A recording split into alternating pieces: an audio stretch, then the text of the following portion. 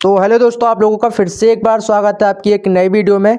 तो जैसा कि दोस्तों आप लोग यहां पर देखने वाले हैं सामान्य हिंदी पेपर। दोस्तों अब तक के क्या सबसे महत्वपूर्ण प्रश्न है, जिसने दोस्तों अभी तक कुछ भी पढ़ाई नहीं की है और प्री बोर्ड एग्जाम भी आने वाले हैं।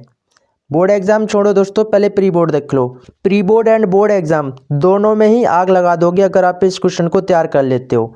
देखिए 1 से 1% चांस है यहीं से आने के, एंड टारगेट है 100 में से 100 आपके नंबर यहाँ से आएंगे। देखिए हिंदी पेपर है क्लास 12th, खंड आपके दो होते हैं का और खा। 50-50 नंबर आते हैं दोनों से। अब देखिए खंड का में क्या है और खंड खा में क्या है। का में आता है आपका गद्यांश और पद्यांश, खा में आता है संस्कृत और हिंदी व्याकरण। और देखिए आपका खंड का में 50 नंबर जो होते हैं वो किस प्रकार से होते हैं कि आपका प्रश्न एक पूछा जाता है, हिंदी गद्य साहित्य का इतिहास दिए गए पाठों पर आधारित विभिन्न कालों के युगों के प्रवर्तक एवं उनकी रचनाएं बतानी है। 5 नंबर दोस्तों आपके यहाँ से बनते हैं। इससे कितने मिलेंगे? 5 नंबर। अब दोस्तों आप लोगों को पता होगा एक एक प्रश्न आप लोगों के लिए कितना ज़्यादा इम्पोर्टेंट होता है। और दोस्तों प्रश्न आपका 2 दिया है कि हिंदी काव्य साहित्य का विकास क्या है कि विभिन्न कालों के प्रमुख कवि और उनकी कीर्तियों पर आधारित प्रश्न। ऐसा दोस्तों 100% होता है कि आपके जो प्रमुख कवि होते हैं उनकी कीर्तियों पर आधारित प्रश्न 100% आते ही आते हैं। 5 नंबर दोस्तों यहाँ से मिलेंगे। क्वेश्चन आपका 3 क्या दिया है कि गद्यांशों पर आधारित 5 प्रश्न। क्या होता है कि गद्यांशों पर आधारित 5 प्रश्न होते हैं और दोस्तों 10 नंबर होते हैं। यहाँ से कितने होते हैं? 10 नंबर। तो दोस्तों आप लोगों को पता होगा, अगर नहीं पता है तो देखिए कि फर्स्ट आपका राष्ट्र का स्वरूप, दूसरा है अशोक के फूल। अब यहाँ पर दोस्तों लेखक होते हैं आपके। देखिए राष्ट्र का स्वरूप जो है उसके लेखक हैं वासुदेव शरण अग्रवाल, और दूसरा है अशोक के फूल, इसके लेखक हैं डॉक्टर हजारी प्रसाद द्विवेदी। अब यहाँ पर दोस्तों आपके बहुत से चैप्टर होंगे, लेकिन one of the most chapter या all of the best chapter आप लोगों के यही होते हैं 2। इनको आप लोगों को दोस्तों 100% तैयार कर लेना है। एंड आपका क्वेश्चन 4 क्या दिया है? पद्यांशों पर आधारित 5 प्रश्न। ऊपर आपके गद्यांश हो गए एंड नीचे आपके पद्यांश हो जाएंगे। देखिए पद्यांश में आपके ज़्यादा चैप्टर हैं तो इसमें हमने 3 लिखे हैं, और कौन कौन से हैं आप लोग यहाँ पर देखिए। नंबर 1 है आपका पवन दूतिका, जिसमें कवि हैं अयोध्या सिंह उपाध्याय या शॉर्ट में बोलते हैं हरिऔध। नंबर 2 है श्रद्धा मनु, जिसमें कवि हैं जयशंकर प्रसाद। और नंबर 3 है गीत, जिसके कवि हैं महादेवी वर्मा। तो दोस्तों आप लोगों को इनको 100% तैयार करना है। देखिए आगे क्या क्वेश्चन है वो भी हम देख लेते हैं। तो उससे पहले दोस्तों एक छोटी सी एक्टिविटी कर दीजिए कि आप हमारे चैनल पर पहली बार आए हैं, चैनल को सब्सक्राइब करके बेल आइकन प्रेस जरूर कर देना है। अगर इसी प्रकार से आप आगे भी वीडियो देखना चाहते हैं तो वीडियो को शेयर कर दीजिए अपने सभी दोस्तों में, और अभी तक आपने वीडियो को लाइक नहीं किया तो लाइक भी कर दीजिए। तो आगे देखिए दोस्तों क्वेश्चन और भी देख लेते हैं क्या क्वेश्चन आपको दिए हैं। तो देखिए दोस्तों प्रश्न आपका 5 दिया है का लेखकों का साहित्य परिचय एवं कीर्तियाँ 80 शब्दों में आपका इसका उत्तर देना है। 3 नंबर आपके साहित्य परिचय के, 2 नंबर कीर्तियों के, तो कुल मिला के कितने हुए? 5 नंबर। अब यहाँ पर देखिए 2 मैंने आपको बताए हैं कौन से लेखक का आपको जीवन परिचय या साहित्य परिचय याद करना है। एक डिफरेंस दोस्तों यहाँ पर एक और होता है कि साहित्य परिचय और जीवन परिचय। देखिए इसमें आपको 2 ऑप्शन दिए हैं, डॉक्टर हजारी प्रसाद द्विवेदी, वासुदेव शरण अग्रवाल। सबसे ज़्यादा महत्वपूर्ण यही है, इसका आप लोगों को साहित्य परिचय याद कर लेना है।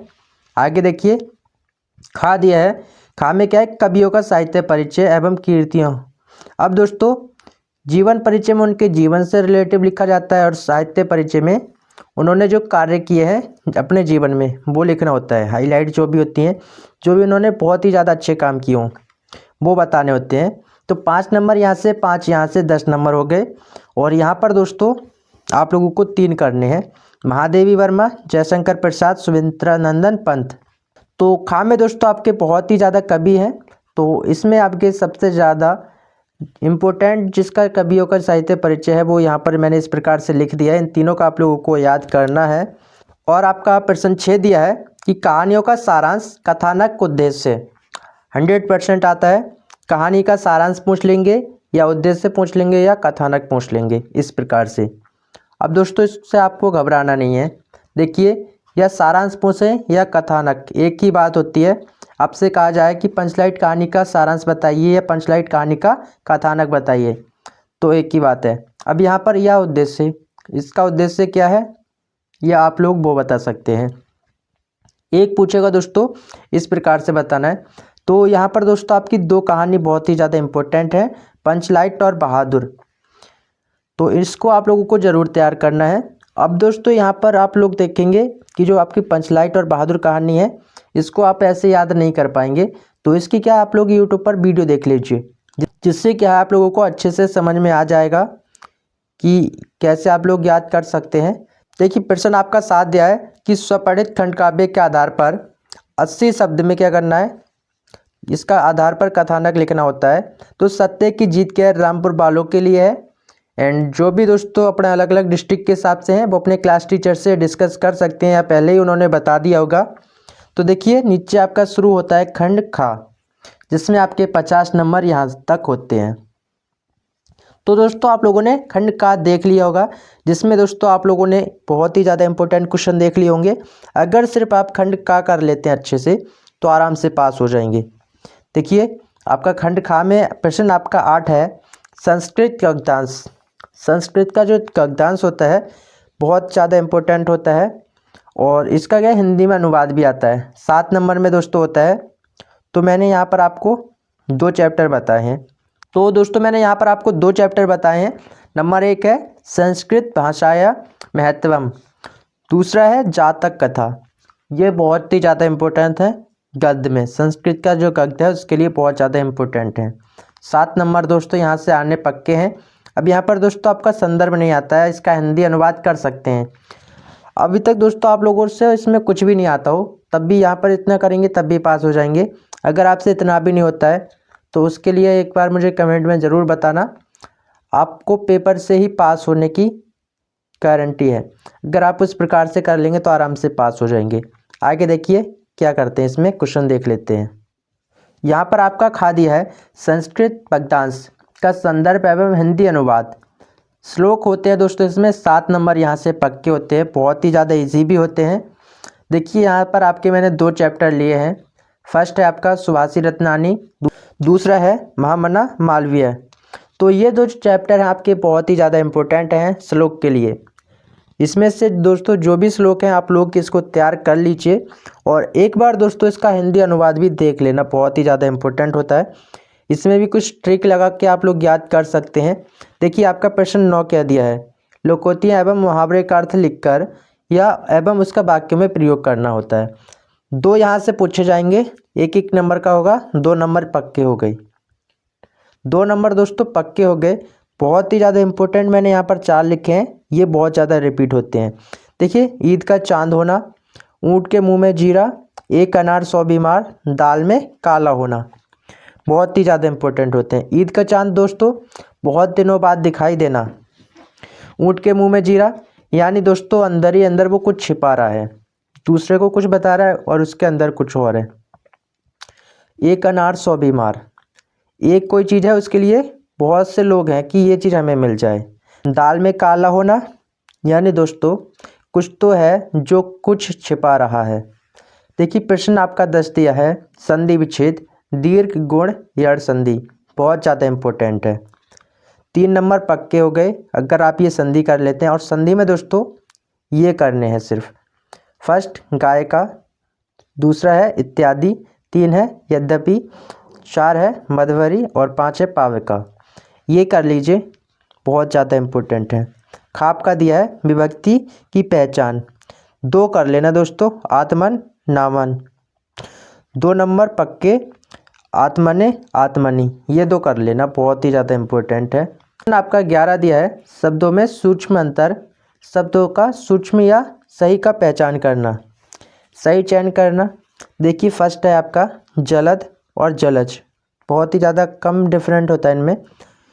दूसरा है बसन व्यसन, तीसरा है अम्बुज अम्बुद, 4 है कुल कूल, 5 है पुरुष परुष, 6 है अभिराम अभिराम। ये 6 बहुत ज़्यादा इंपॉर्टेंट हैं, ये ज़्यादा रिपीटेड होते हैं और इनको आप लोगों को तैयार कर लेना है। खाप का दिया है अनेकार्थी शब्द, एक शब्द के 2 अर्थ, 2 अर्थ लिखने होते हैं। अब यहाँ पर मैंने आपको 4 ऑप्शन बता दिए हैं, पहले इनके आप लोगों को तैयार करने हैं। कर, कनक, अंबर, पतंग। 4 से दोस्तों बाहर नहीं आने वाला है कुछ भी, इसको आप लोगों को तैयार कर लेना है। देखिए आगे भी कुछ क्वेश्चन दिए हैं, वो भी बहुत ज़्यादा इंपॉर्टेंट है, इनको आप लोग तैयार कर लीजिए। अभी आपके पास 1 दिन का समय है प्री बोर्ड वालों के लिए। और दोस्तों प्री बोर्ड के पेपर बहुत जल्द आने वाले हैं, तो जिसने भी दोस्तों अभी तक सब्सक्राइब नहीं किया है चैनल को सब्सक्राइब कर दीजिए। और बहुत ही ज़्यादा इंपॉर्टेंट क्वेश्चन भी मिलेंगे आपको, पेपर भी मिलेंगे। तो देखिए आगे क्वेश्चन देख लेते हैं, क्या क्वेश्चन आपको दिए हैं। देखिए दोस्तों आपका क्या दिया है, अनेक शब्दों के लिए एक शब्द, 2 नंबर पक्के। 1 है आपका किसी के उपकार को मानने वाला, और 2 है जानने की इच्छा रखने वाला। 3 है पृथ्वी और आकाश के बीच का स्थान क्या कहलाता है। 4 है आपका उपकार को मानने वाला। इसमें दोस्तों क्या करना है, अनेक शब्दों के लिए एक शब्द बताना है। का घा दिया है वाक्य शुद्ध करके लिखना, 2 नंबर बिल्कुल पक्के हैं। एक आपका दिया है मैं पुस्तक पढ़ा हूँ, क्या है मैं पुस्तक पढ़ा हूँ, ये गलत है, इसको सही कैसे लिखेंगे आप लोग देख लीजिए। 2 आपका दिया है महादेवी वर्मा सुप्रसिद्ध कवित्री हैं या कवि हैं, तो दोस्तों कवित्री हैं। नंबर 3 है हाथी घोड़े दौड़ रहा है, इस प्रकार से पूछा जाएगा आपसे एग्जाम में। अब इसको आपको शुद्ध करके कैसे लिखना है वो आप लोग देख लीजिए कि हाथी घोड़े दौड़ रहे हैं। 12 है आपका का रस की परिभाषा एवं उदाहरण, 2 नंबर का आता है। अब रस में दोस्तों कौन कौन से आपके लिए बहुत ही ज़्यादा इंपॉर्टेंट है, तो रस दोस्तों आप लोगों को 12 दिए जाते हैं। देखिए यहाँ पर मैंने आपको सिर्फ 3 ही बताए हैं, वीर रस, हास्य रस और शांत रस, ये कर लीजिए। तो यहाँ पर देखिए दोस्तों आपका गा दिया है अलंकार लक्षण या परिभाषा या उदाहरण। अब दोस्तों यहाँ पर करना क्या है, देखिए जब भी आपसे पूछा जाए कि अलंकार लक्षण एवं उसका उदाहरण बताइए, तो सीधे सीधे वहाँ पर आपको परिभाषा लिख देनी है। देखिए अलंकार आपके लिए कौन से ज़्यादा इम्पोर्टेंट है, अनुप्रास श्लेष रूपक, ये बहुत ज़्यादा इम्पोर्टेंट है। गा आपका दिया है छंद लक्षण एवं उदाहरण, इस प्रकार से पूछा भी जा सकता है। तो 2 नंबर पक्के, चौपाई दोहा सोरठा, ये छंद आप लोगों को तैयार कर लेने हैं, एग्जाम से पहले ही पहले आप लोग आराम से पास होंगे और अच्छे खासे नंबर यहाँ से ला सकते हैं। प्रश्न आपका 13 दिया है पत्र लेखन, 6 नंबर का आता है दोस्तों। और नंबर 1 आपको करना है आवेदन पत्र, दूसरा करना है बैंक से व्यवसाय के लिए ऋण प्राप्त करने के लिए, और तीसरा है सफाई हेतु कूड़ा करकट। इस प्रकार से ये आप लोगों के लिए सबसे ज़्यादा इम्पोर्टेंट होते हैं, पत्र लेखन इसमें आते हैं। और प्रश्न आपका 14 क्या दिया है अपने शब्दों में निबंध, क्या होता है अपने शब्दों में निबंध लिखना होता है। नंबर 1 है पर्यावरण, दूसरा है स्वास्थ्य शिक्षा, तीसरा है विज्ञान के क्षेत्र में। तो बहुत ही ज़्यादा इम्पोर्टेंट है, अगर दोस्तों आप लोग इसको तैयार कर लेते हैं पूरे अच्छे से तो 95+ यहाँ से आपकी परसेंटेज आ सकती है, वो भी हिंदी के पेपर में आराम से। तो आई होप दोस्तों आप लोगों ने पेपर देख लिया होगा और वीडियो आपको बहुत ही ज़्यादा पसंद भी आई होगी। इतना आप लोगों को 100% तैयार करना है प्री बोर्ड एग्ज़ाम में। तो प्री बोर्ड के लिए बोर्ड एग्ज़ाम है तो बोर्ड एग्ज़ाम के लिए। तो मिलते हैं आपसे एक ऐसी नई वीडियो के साथ, तब तक के लिए जय हिंद।